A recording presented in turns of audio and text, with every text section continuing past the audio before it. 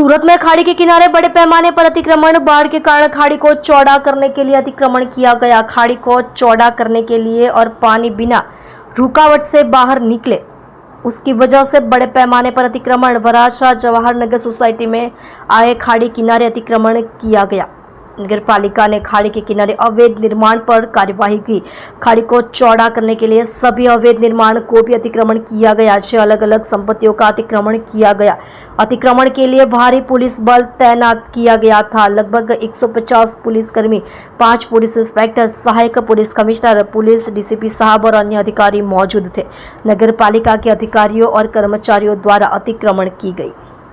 आप देख रहे हो MPS 24 लाइव न्यूज चैनल, संपादक पारसमल प्रजापति के साथ। Sanjay R Patel, deputy engineer Varachha zone. 6 TP scheme number 3 Karanj खाना प्लॉट नंबर 83 ने दक्षिणे खाड़ी जे पसार थाय छे त्यां डिमोशन चालू छे। अंदाजे 26 થી 27 છે આ લાઈનમાં।